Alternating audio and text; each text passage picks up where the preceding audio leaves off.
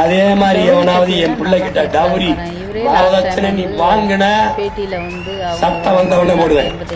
இங்கே இருக்கிற ஆண் மக்கள் கவனத்திற்கு, இளைஞர்களின் கவனத்திற்கு, சட்டத்துக்குள்ள பேசுற மாதிரி நீ வாழ போறது என் பெண்ணோடவா, என் பெண்ணு கொண்டு வர பொண்ணோடவா, குடும்பத்தை ஏதோட நடத்த போறேன். என் பெண்ணே தங்கம்.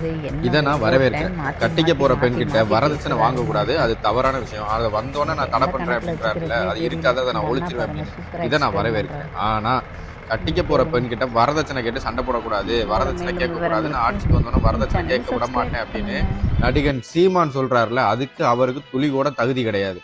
ஏன்னா அண்ணன் நடிகன் சீமான் தன்னோட மனைவி கிட்ட உங்க அப்பா வச்சிருக்க 85 ஏக்கரை என் பேர்ல எழுதி கொடுக்க சொல்லு அப்படின்னு பொண்டாட்டி கூட சண்டை போட்டிருக்காரு. இது அந்த கணக்குல தானே வரும். அப்போ பொண்டாட்டி கிட்ட வரதட்சணைக்காக சண்டை போட்ட நீங்க எப்படி ஆட்சிக்கு வந்தோன்னு வரதட்சணையை ஒழிப்பீங்க? இதை நான் சொல்லலப்பா, பொய்யெல்லாம் கிடையாது, உங்க அண்ணனே சொல்லியிருக்காரு. நீங்களே ஒரு டைம் பாருங்க.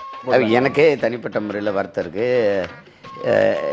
எங்கள் மாமா பேரில், எங்கள் மாமா இருக்கும்போது வேளாண் கல்லூரி ஆரம்பிக்கிறதுக்கு 85 ஏக்கர் எங்கள் மாமியார் வாங்கியிருக்காங்க. ஏதோ அப்போ அந்த நிலத்தை எனக்கு தரலைன்னு கோவம் இருக்குது. இப்போ எனக்கு மொட்டாட்டிக்கு சண்டை நடக்குது.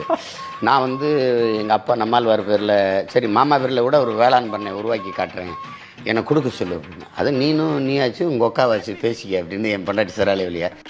ஏதாவது ஒரு நிலைப்பாட்டோட இருங்க. நீங்களே இப்படி மாறி மாறி போயிட்டு இருந்தீங்கன்னா நாங்கள் எதை ஃபாலோ பண்ணுறது? நடிகன் அப்படிங்கிறது சினிமாவில் மட்டும்தான் இருக்கணுமே தவிர அரசியலுக்கு இப்படி நடிக்கக்கூடாது, ஒரே மாதிரி இருக்கணும். பொண்டாட்டி கிட்ட வரதட்சணைக்காக உங்க அப்பா வச்சிருக்க 85 ஏக்கரை என் பேர்ல எழுதி கொடு